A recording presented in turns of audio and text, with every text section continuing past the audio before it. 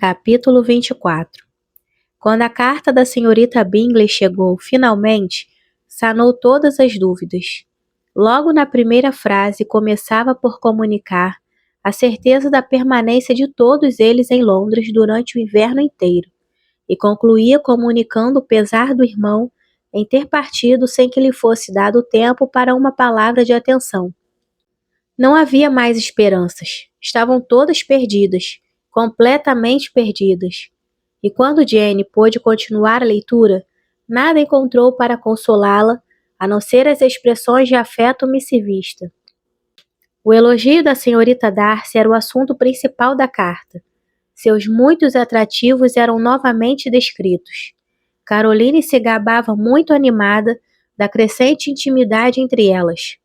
Arriscava-se a predizer a realização dos desejos que exprimira na carta anterior.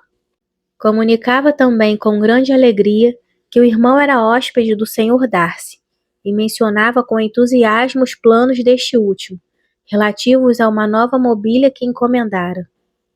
Elizabeth, a quem Jane comunicou tudo isso sem demora, ouviu-a cheia de silenciosa indignação. Seus sentimentos estavam divididos entre a preocupação pela irmã e o ressentimento contra todos os outros. Não deu crédito à afirmação de Caroline de que o irmão se interessava pela senhorita Darcy. Ainda acreditava mais do que nunca na sinceridade da afeição que Bingley tinha por Jane. Apesar da simpatia com que sempre o considerara, não podia pensar sem cólera e quase com desprezo naquela maleabilidade de gênio, na falta de iniciativa pessoal que o tornava uma marionete nas mãos dos seus intrigantes amigos, e o levava a sacrificar a própria felicidade ao capricho das inclinações alheias. Se a única coisa em jogo fosse sua própria felicidade, poderia arriscá-la como bem entendesse, mas a irmã estava envolvida naquilo, e ele devia ter consciência disso. Enfim, era um assunto ao qual seria necessário dedicar uma longa reflexão sem que se pudesse chegar de fato a nenhum resultado. Não encontrava outra hipótese. E, no entanto, quer a afeição de Bingley tivesse realmente diminuído, sufocado ou não pela interferência dos seus amigos, quer ele tivesse consciência da afeição de Jane, ou ao contrário, a ignorasse.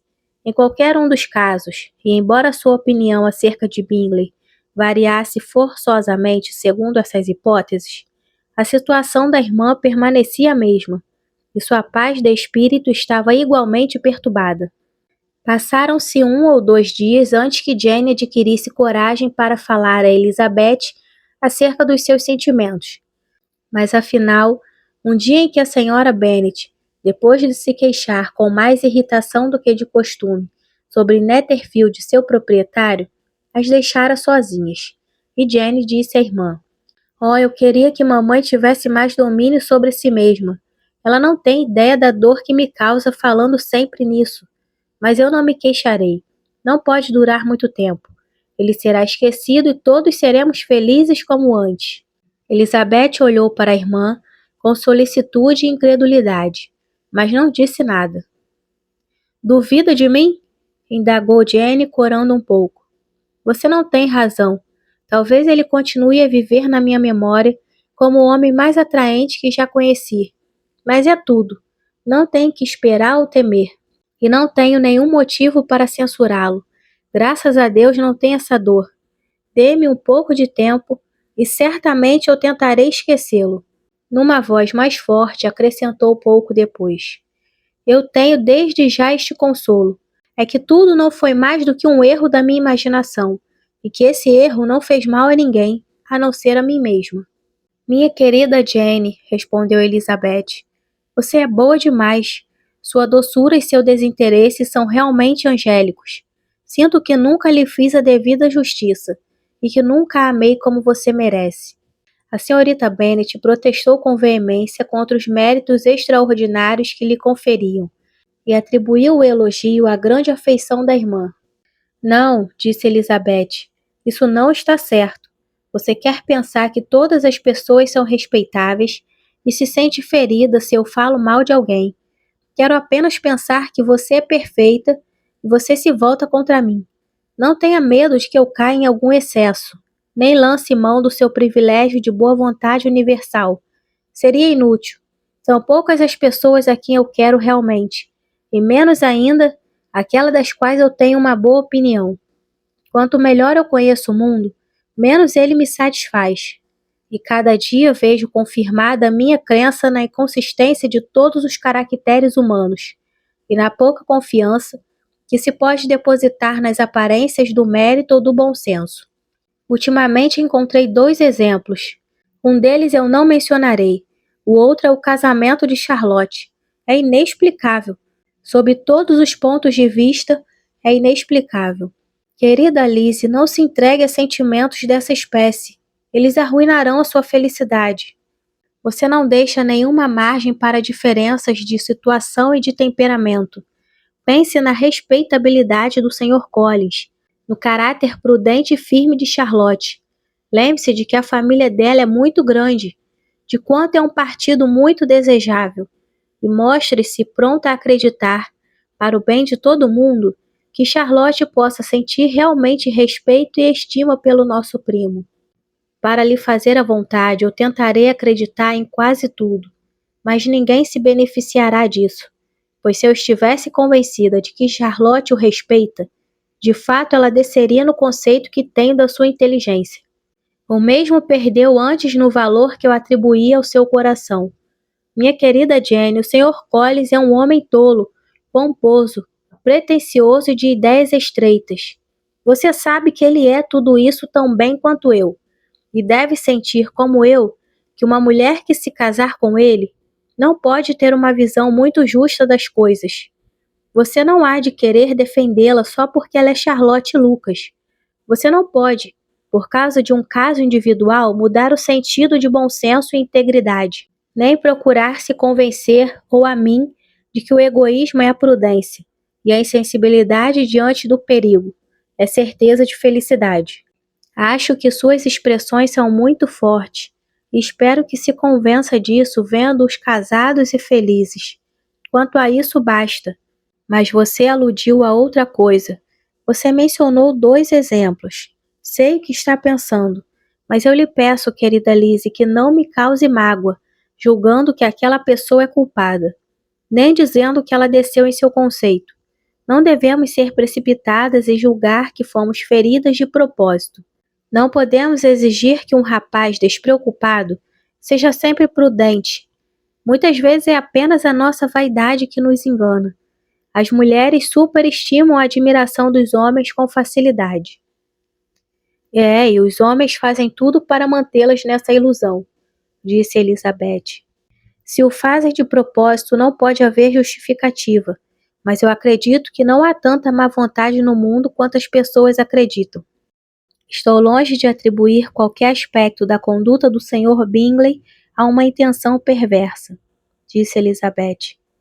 Mas mesmo sem a intenção deliberada de errar ou de tornar os outros infelizes, pode haver enganos e tristezas, pouco caso, falta de atenção para com os sentimentos de outras pessoas, ou falta de firmeza. Tudo isso produz o mesmo efeito. E você atribui qualquer desses defeitos a ele? Sim, todos. Mas se continuar, incorrerei no seu desagrado, dizendo que penso sobre as pessoas que você estima. Detenha-me enquanto é tempo. Persiste então em supor que as irmãs dele o influenciaram? Sim, e junto com o amigo dele. Oh, não posso acreditar nisso. Por que tentariam influenciá-lo? Só podem desejar sua felicidade. E se ele me ama, nenhuma outra mulher pode lhe trazer essa felicidade. Sua primeira suposição é falsa. Podem desejar muitas coisas além da felicidade dele. Podem desejar o aumento da sua fortuna e da sua importância. Podem desejar que ele se case com uma moça que tem importância social, dinheiro e relações de alta classe e orgulho. Sim, sem dúvida. Eles desejam que escolha a senhorita Darcy, mas isso pode se originar de sentimentos melhores do que você supõe.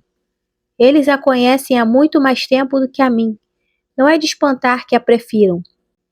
Mas quaisquer que sejam os seus desejos, é muito pouco provável que elas pudessem se opor à vontade do irmão. Que irmã se sentiria justificada em fazer uma coisa dessas, a não ser que existisse um motivo muito mais forte? Se acreditassem que ele gosta mesmo de mim, não tentariam nos separar, pois se esse fosse o caso, não o conseguiriam.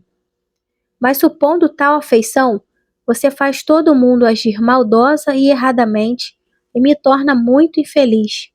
Não discuta essa minha ideia.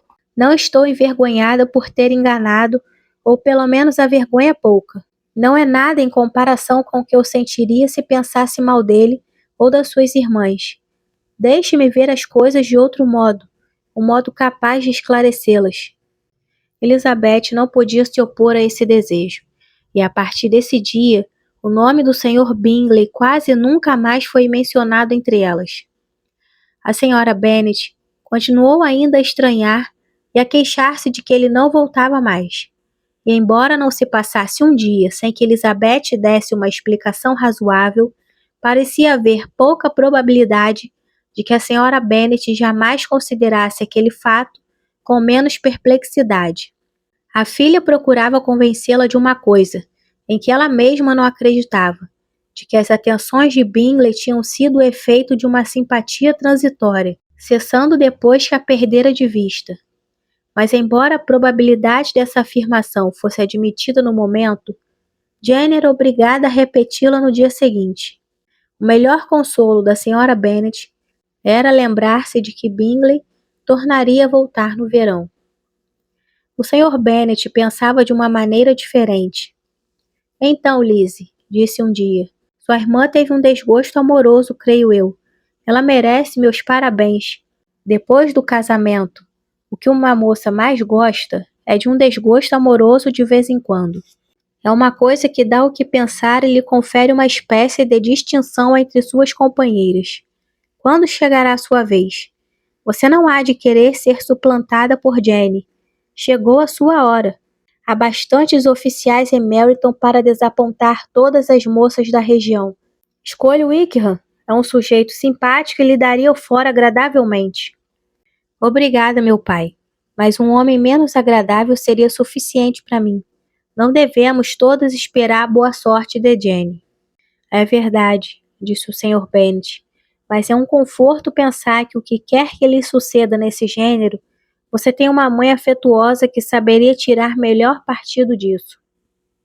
A companhia do Sr. Wickham ajudava eficientemente a dissipar a tristeza que as últimas ocorrências tinham trazido para muitos habitantes de Longbourn. Viam-se com frequência agora, e as suas outras qualidades acresciam de uma franqueza absoluta. O que Elizabeth já sabia. Suas queixas do Sr. Darcy, o que sofrera por sua causa. Tudo era agora publicamente discutido, e todos se sentiam contentes de pensar que sempre tinham antipatizado com o Sr. Darcy, mesmo antes de saber qualquer coisa contra ele. Jane era a única criatura que supunha que pudessem existir circunstâncias atenuantes no caso. Desconhecidas para a sociedade, com doce e firme candura, invocava sempre a tolerância e a possibilidade de enganos, mas todos os outros condenavam o Sr. Darcy como o pior dos homens.